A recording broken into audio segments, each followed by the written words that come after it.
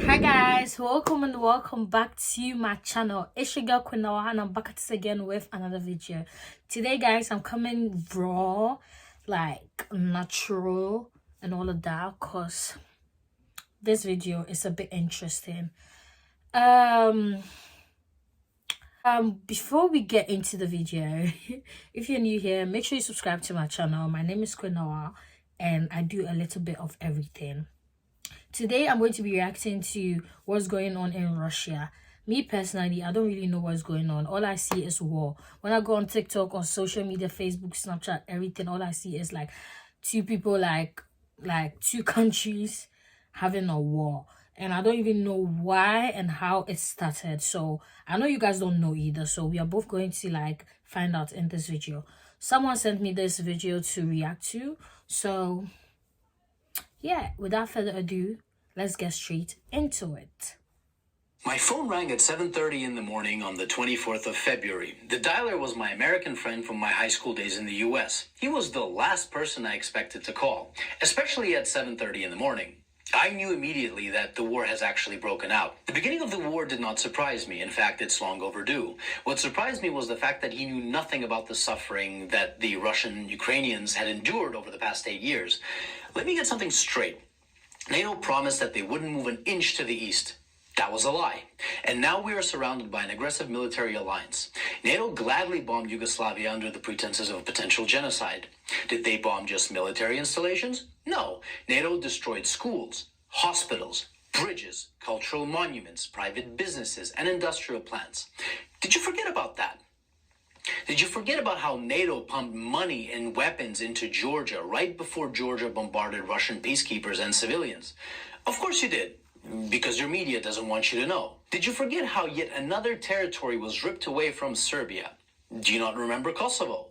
Did you protest then? I bet you didn't, and I bet you didn't even care. Did you forget the invasion of Libya? If you're in Europe, you can't forget.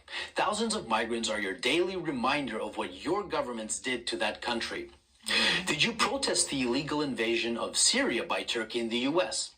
I bet you didn't. Do you care about Saudi Arabia starving Yemen? I bet you don't.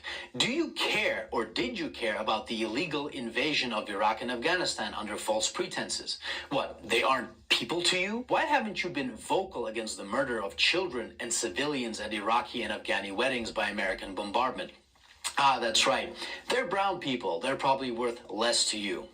Where were your crocodile tears when Kiev started bombarding Ukrainian Russians in the east simply for doing the exact same thing as the Ukrainians did in the west, was to get rid of a corrupt government? Where were your crocodile tears when Kiev shut off electricity and water to Crimea?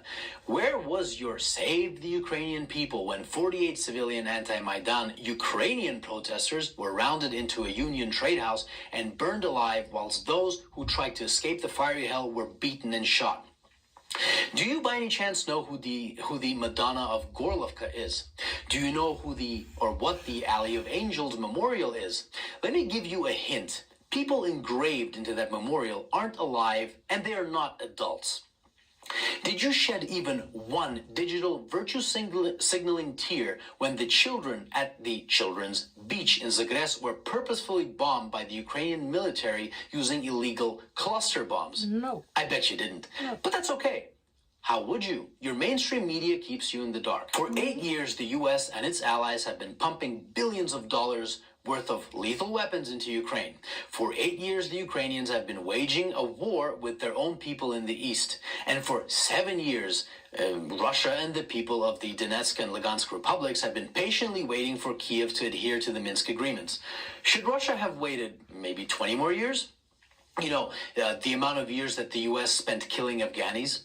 So whilst leaders like Boris Johnson, Joe Biden, Emmanuel Macron, Olaf Scholz, and Ursula von der Leyen have been virtue signaling about the poor Ukrainians, they have been robbing the Ukrainians of their dignity, making their economy run on loans from the IMF, and basically robbing them of their future. And Russia is to blame when we were their primary trading partner? The West pushed Russia into a corner.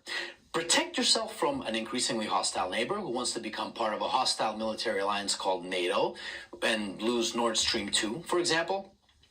Or watch Russian Ukrainians get slaughtered by the thousands. The West wanted to fight this war with Russia until the very last Ukrainian. Remember Kosovo? Well, the Lugansk and Donetsk republics have every right to exist. Russia didn't set the precedent. Your leaders did when they recognized Kosovo. And final food for thought.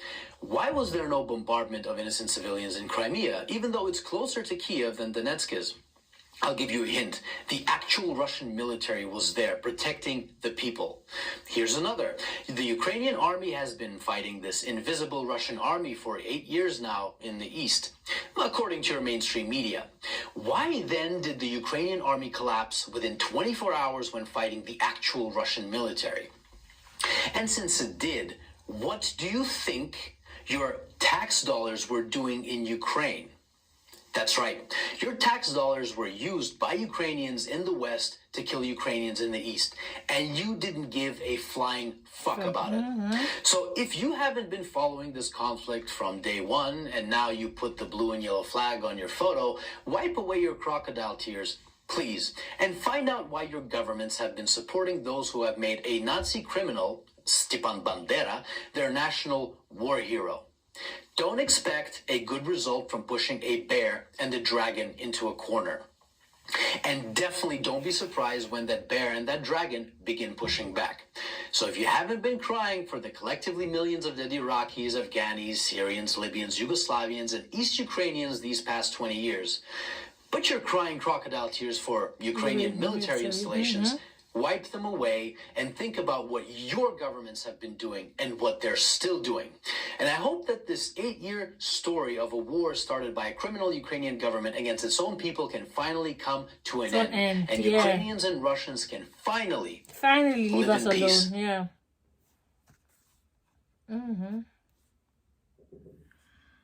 To be honest, yeah, I agree with everything that this guy said in the video. And like, I think all we can do right now is like pray for these two countries and like pray that they end this war in like peacefully. And yeah, if you really want to understand like more of what he said in the video, I'll link that video in the description box below. Watch his video and watch other videos to like understand what he was trying to say. Like, I don't really have an opinion about what he said. All I do is like I agree 100% with him, and yeah, I think we should just pray for them and like see where it goes. I hope you guys enjoyed the video. Make sure you make sure you like, comment, and subscribe, and subscribe to my channel as well. And I'll see you guys in my next video, probably reaction, I don't know. Bye guys.